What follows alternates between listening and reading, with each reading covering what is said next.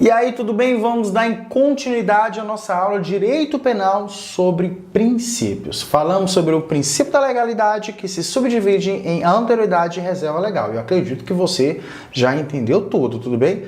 Tá com dificuldade? Fala comigo aqui no bate-papo. É só mandar mensagem que eu falo com você, tudo bem?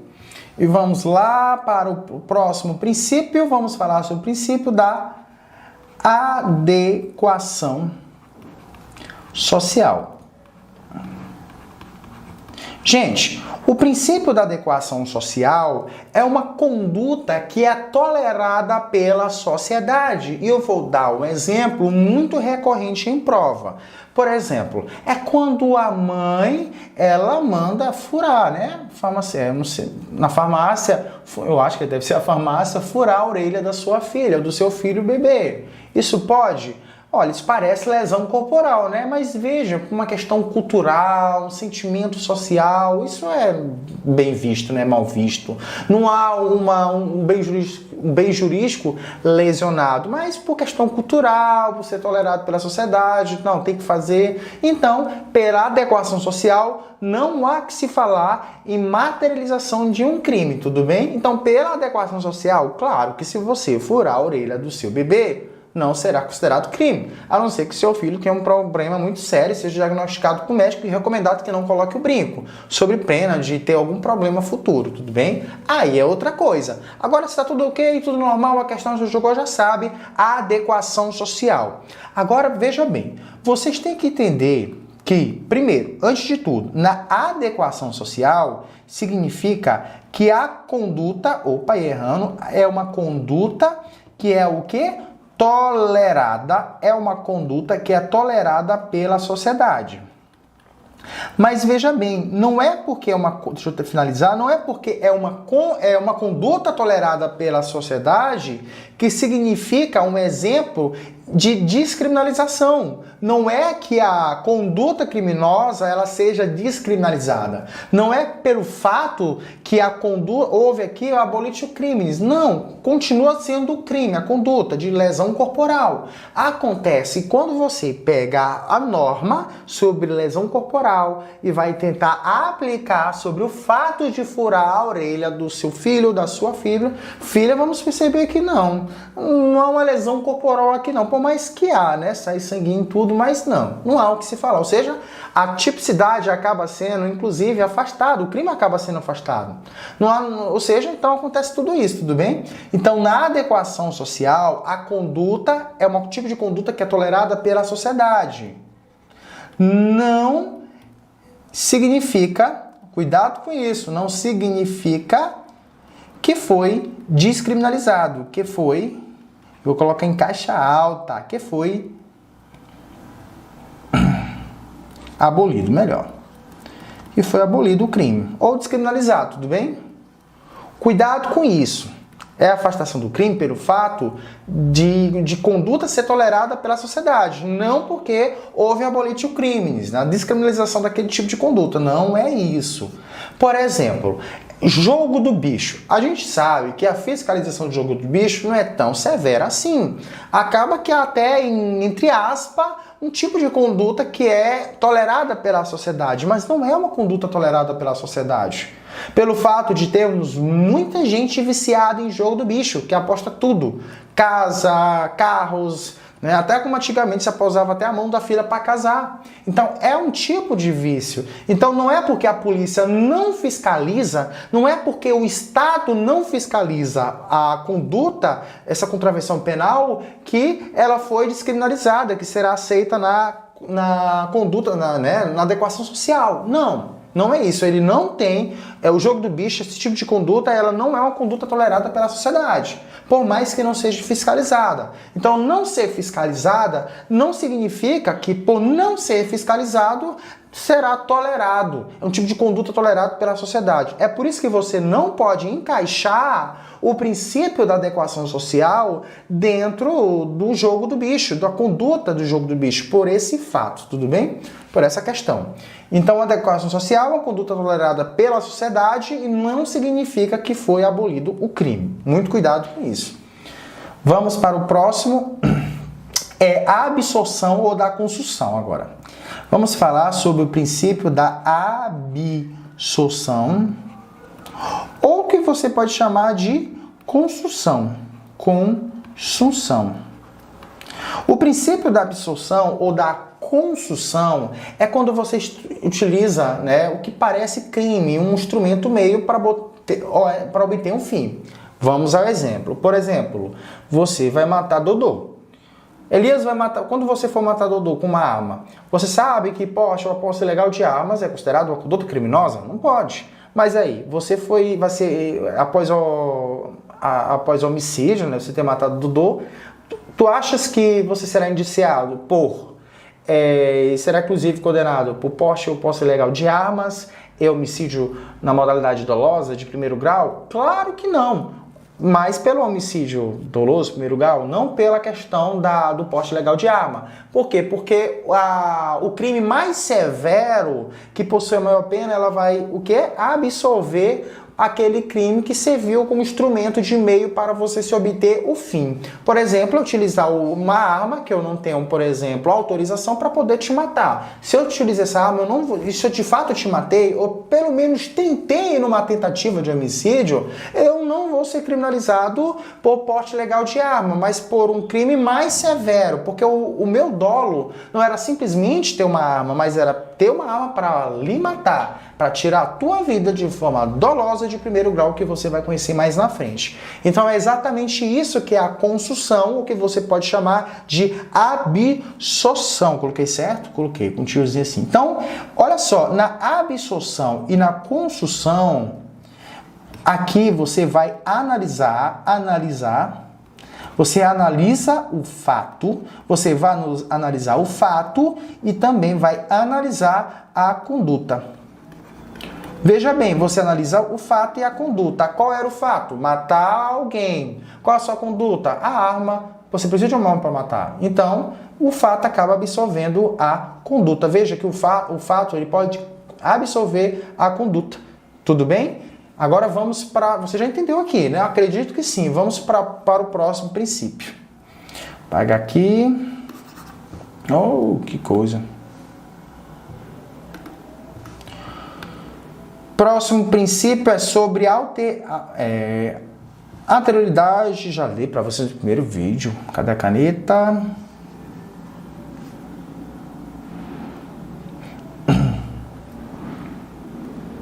Vamos lá. A culpabilidade. Não está funcionando. Não, bora primeiro falar sobre a especialidade. Funcionou a canetinha. Vamos falar sobre o princípio da especialidade. O princípio da especialidade, minha gente, é quando a lei especial, ela prevalece sobre a geral. A lei especial, ela vai prevalecer sobre a geral. Mas eu não entendi sobre isso. Eu vou explicar para vocês agora. Primeiro, olhem para mim. Nós temos o Código Penal, tudo bem? Código Penal. O Código Penal, essa lei é considerado direito comum. Pode ser, né? Direito comum. Ou seja, é uma lei comum, é uma lei geral, tá tudo lá, né? Espécie de crimes, assim vai. Só que eu tenho leis que são especializadas, que vão reger alguns tipos de conduta, como, por exemplo, nós temos a Lei Maria da Penha. Então, a Lei Maria da Penha é um tipo de lei especial, mas aquela conduta também está na geral. E aí, você vai aplicar o quem? Quem está na geralzão aí no Código Penal ou que foi criado de forma especial? É na forma especial. A especial, ela vai prevalecer sobre a geral, pelo fato da sua especialidade, isso que você não vai errar nunca. O princípio da especialidade você já sabe. Cara, eu tenho uma conduta criminosa que é prevista, né? Esse tipo penal está tanto no Código Penal, que é uma lei geral, quanto na Lei Maria da Penha. E aí eu lhe pergunto, você vai aplicar qual? Pelo princípio da especialidade, você vai aplicar a especial. Não erre isso aqui, pelo amor de Deus. Acho que você já entendeu sobre esse princípio.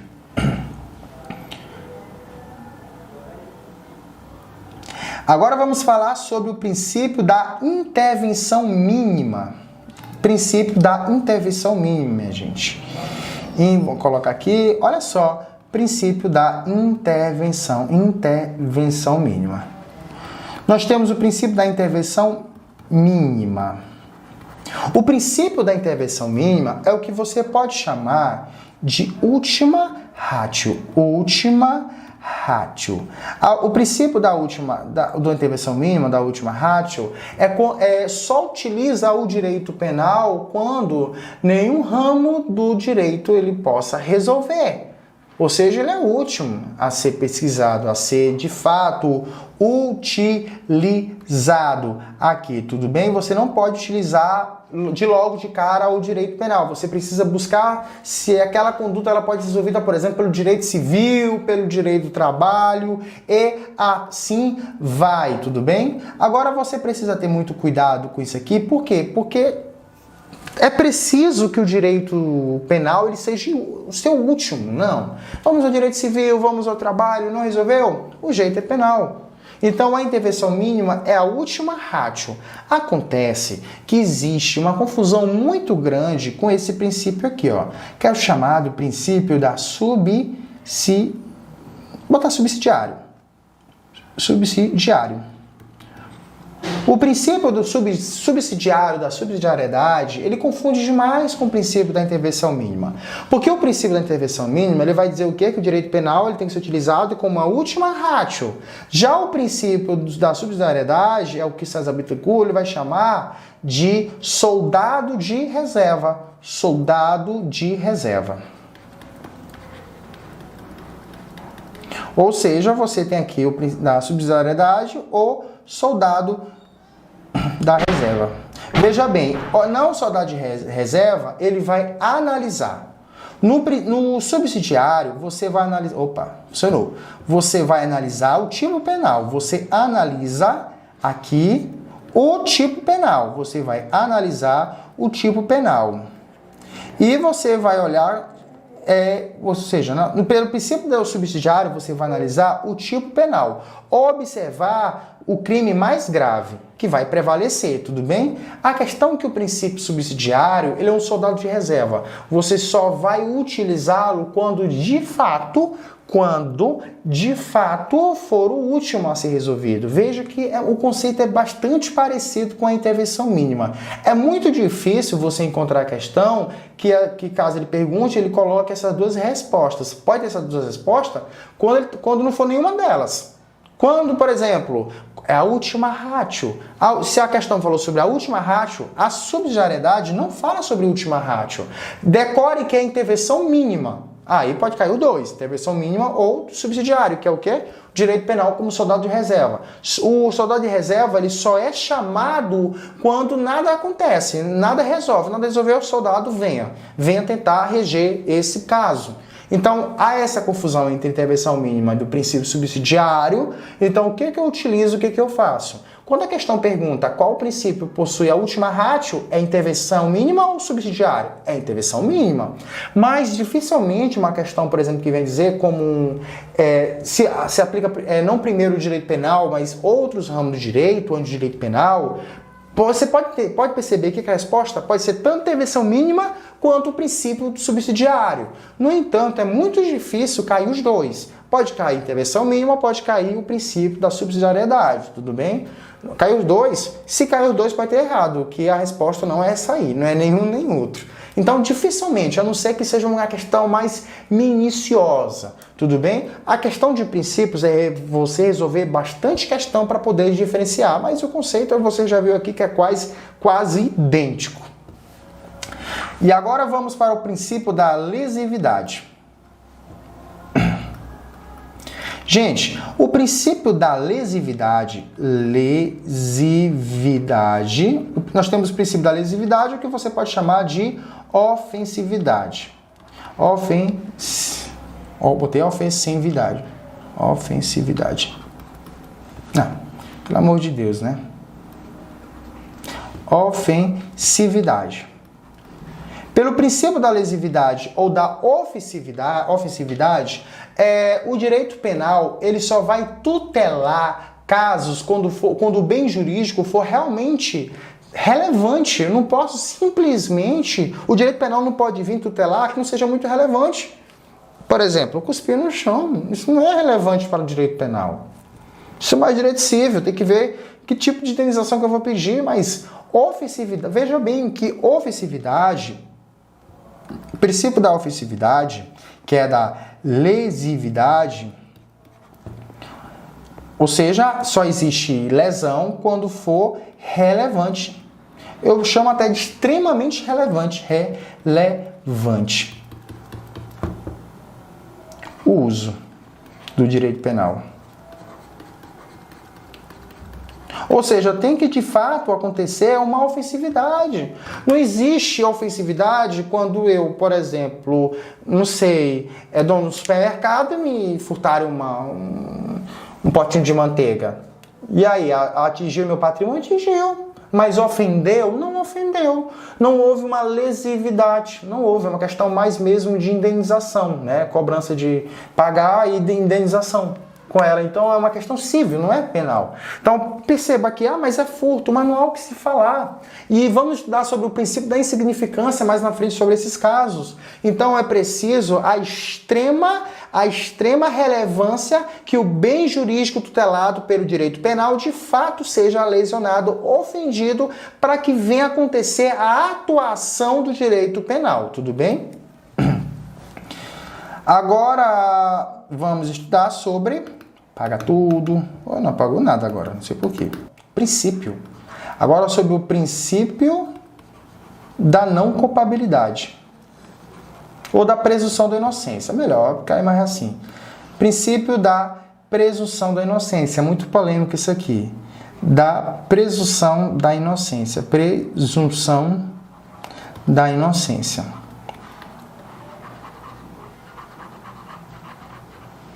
Gente, o princípio da presunção da inocência é... Primeiro, eu vou explicar o que significa essa palavra aqui, ó. Transitado em julgado. Trânsito em julgado. Para você poder entender melhor, você precisa entender que quando eu sou condenado, eu posso recorrer quantas vezes for necessário, né? O meu interesse processual, por exemplo, em ter uma decisão mais favorável sobre a minha pessoa. Acontece que vai chegar um ponto que eu não vou ter mais como recorrer. Se acabou as tentativas de recorrer, né? Não tem mais como recorrer. Ultrapassou todos os níveis, instâncias. Então, transitou em julgado. Mas não é só simplesmente, não existe mais órgão, né, de instância para poder recorrer. Mas quando eu perder o prazo, se eu perdi o prazo, por exemplo, também transitou em julgado. Existe um prazo para você recorrer da sentença do Estado de juiz. Se você não recorreu, transitou em julgado aquela decisão. Tudo bem? Transitou em julgado. Assim, da mesma forma, quando você sai do juiz de primeiro grau, vai para o Tribunal de Justiça, depois tenta ir para o STJ e, em alguns casos específicos que vamos dar mais na frente, o STF. E aí você vai se perguntar, não tem mais como recorrer. E aí, transitou em julgado. O princípio da presunção de inocência, conforme a Constituição, diz que só existe prisão após trânsito em julgado. Ninguém será considerado culpado a não ser uma da sentença penal condenatória transitada em julgado. Então, é preciso, para que você seja preso, é preciso que se tenha o trânsito em julgado da decisão. Mas, Jonatas, mas e aí o que acontece? E sobre essas pessoas que acabam sendo presas, que o delegado ele pede ao juiz, calma, ali é o que você pode chamar de prisão provisória. Não é nenhuma tentativa de dizer que ele é culpado. Mas é porque, por exemplo, ele pode ali estar atrapalhando as investigações ou ele pode ser perigoso para a sociedade. Então pode acontecer ali, por exemplo, uma prisão cautelar. Ela é provisória. Não é ainda o início que a pessoa ela esteja iniciando ali a sua condenação. No futuro não existe isso. Ela só vai ser presa, por exemplo, só vai ser condenada, né, até mesmo condenada, quando transitar em julgado. Acontece que houve uma mudança. Antigamente, o Supremo Tribunal Federal tinha dito que depois da sentença do juiz de primeiro grau e finalizou do segundo grau, do Tribunal de Justiça, por exemplo, ou assim seja, na Justiça Federal ou Estadual, ultrapassou, então, tu já pode iniciar a tua condenação, a tua prisão, né? Porque tu já passou as instâncias ordinárias, primeiro e segundo grau. Então vai logo mesmo iniciar a tua pena logo, né? Definitiva. Acontece, ou seja, é uma antecipação. Aí o Lula foi preso, né? Luiz Inácio, o ex-presidente, foi preso, então o Supremo Tribunal Federal disse assim, não, agora só pode ser preso agora quem de fato, quando o processo transita em julgado. Então solta Lula. Soltou-se o Lula. Então foi isso que aconteceu. Transitou em julgado, tudo bem? Princípio da intranscendência da pena, da intranscendência da pena. No princípio da intranscendência da pena, o que acontece? Transcendência. O princípio da intranscendência da pena, o que vai acontecer? A pena não pode passar da pessoa do apenado. A pena não ultrapassa, é um R, viu? Da pessoa do apenado. Da pessoa do apenado.